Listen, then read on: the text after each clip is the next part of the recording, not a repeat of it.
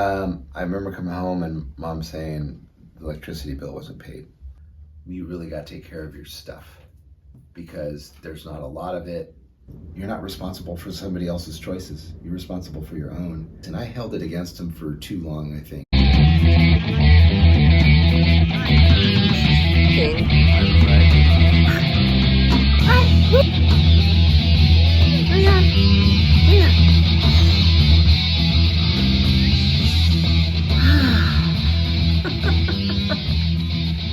I was talking to Pablo the other day. I asked him to think about the way that retirement has been framed for us, the way that we've been taught to look at retirement, and not just retirement, but just money in general. How many of the decisions that we make today, we make them because we watched our parents make them, or we watched our parents make decisions that were bad decisions, and we swore we'd never make those decisions. I think for Pablo, a lot of the decisions that he makes, a lot of the hesitations, a lot of the ways that he just looks at money in general, has to do with having watched his dad make bad economic decisions, make bad decisions with money. And I think on some level, he's concerned that if he doesn't make really, really good choices and be really conservative in his choices, that he's going to end up like his dad did.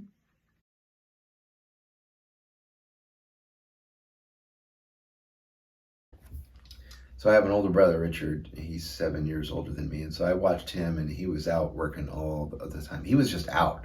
I mean, if he wasn't working, he was riding his bike. It seemed like he was born on a bicycle. But at one point, I think I was playing with his cars, and I think it was way before then, and I had left them all out, and he got really mad, and because I'd left them out, and then my dad came home and ran them over or something, I don't know, and they were just left out, because I was like 3 or 4, but I don't remember the actual what he said, but I think that it happened, and it left such an impression upon me that you really got to take care of your stuff, your own stuff. You have to take care of it, because there's not a lot of it. And so, I mean, you see me here and I'm like cataloging all my cars because, I mean, I enjoy it. They're in great pristine shape because I take really good care of them. I never took my cars out into the ground and played with them. I wasn't in the backyard smashing them with hammers or doing, destroying them like a lot of kids did, because that's what kids did. I think it's a way to maybe escape a little and control and collect those things that you're not going to have on a grander scale because you're not super wealthy. But I never had this notion of, being like the rich and famous or whatever it was. Is just, hey, could I have this? And if I had that, that would be great.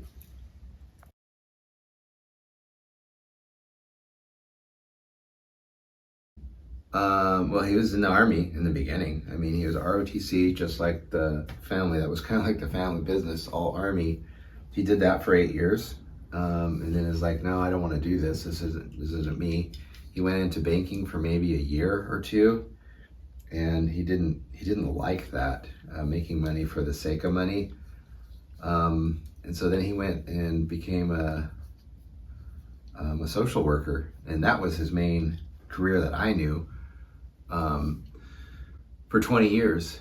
And then at 20 years, he was like 55, and he doesn't want to do that anymore, so he stops doing that. When does he stop? Like 5 years before he would have gotten full retirement. It would have been way better if he had put it out 5 more years. Then he wanted to be a bus driver because it was like simple. I can do this. I kind of have a little autonomy because I just drive the bus and I'm in charge of that. And so he did that for a long time. There was a period where he was in between work and we didn't have any money, and I'd come home and the lights would be shut off because we couldn't afford the power bill. For, I think it was about 6 months, we were on, was it food stamps? The only help that we got was some cheese, a big huge thing of Velveeta cheese, and glazed donuts from the dispensary where they did that, and that was kind of hard. Can you recall that day? Yeah, I came home and the lights were off, Yeah. and I had some money, and I went and I paid it. I went down to PG and paid it. I don't remember how I did it, but I did. And so it was like, wow, I gotta pitch in here. I realized I had to figure it out, and that kind of financial instability really affected me. I didn't want to be poor. I wasn't looking to be super rich, but I wanted to be self-sufficient. And I couldn't understand why he was, trying other things other than what, most of us conventional folks do.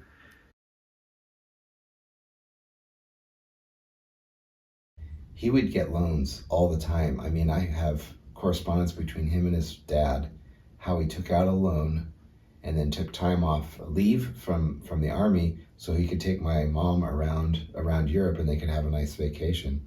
And he did a loan for that, and he knew what the loan amount was, and he knew enough about loans that you pay the minimum, and then you can have this money now instead of working really hard and saving. Let's do it. Let's get it now because I can get it now, and my wife wants it now. But that was just something that was started, and then in '89 with this earthquake, he had to get a FEMA loan, which he did to help repair the house because it was damaged in the earthquake. A wall was taken out, and he got that taken care of. And he got some other things. He got a new truck. He got his Ford Ranger.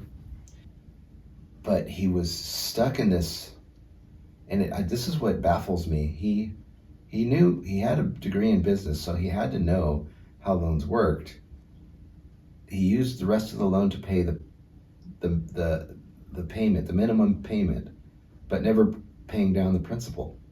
And that just baffled me. He did that a lot throughout his life, where he just avoid things because he didn't want to think about them and deal with them, instead of just dealing with them and going, okay, we got to bite the bullet. And so I think part of it, they were able to live here just fine for a long time, but the bill was coming due if he had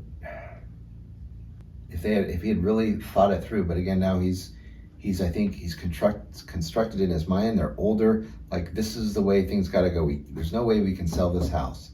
And had they sold the house the year before the crash, it would have solved a bunch of financial problems for them. How much money would have they walked away with? They probably would have walked away with, I would say, minimum $350,000 to a maximum of $500,000, my guess. And they would have gone somewhere else. Now, this is in 2008 when this happens. And they, at that time, in 2008, are almost 80. Yeah. My mom's 80 and my dad's 79. So to try and change a paradigm about finances and stuff is really, really hard. And so my mom told me many times that he would just be laying in bed next to her before we ended up buying it. She told me later, like, he was just sitting there like, I don't know what to do. I don't know. He was just completely paralyzed. Yeah.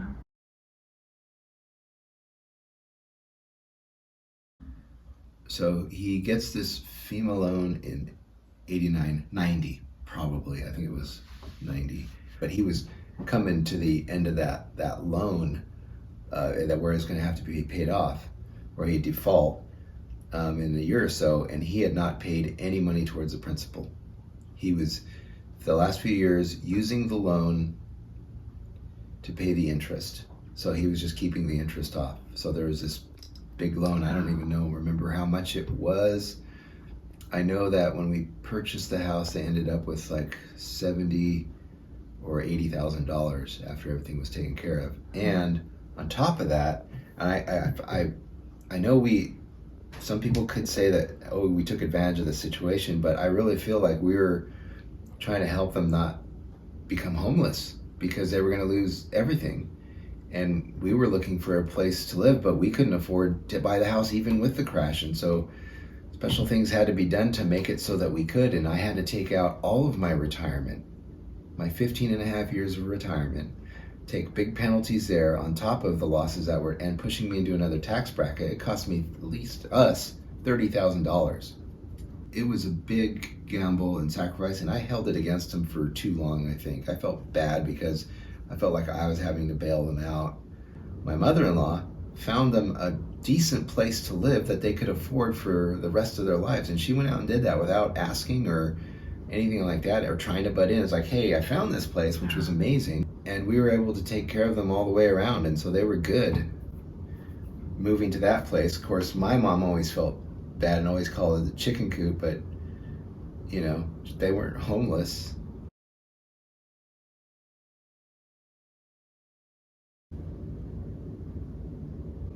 How do I feel about that whole situation? Well, I was angry with him because he wasn't responsible. At some point, you have to realize the adults are making choices, and these are the choices that they made.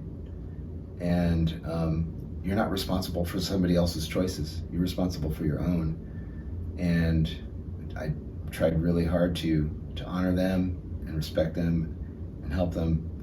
But at the same time, you can't enable that kind of habit of mind to the detriment of your own family, because you got your own family that you're responsible for.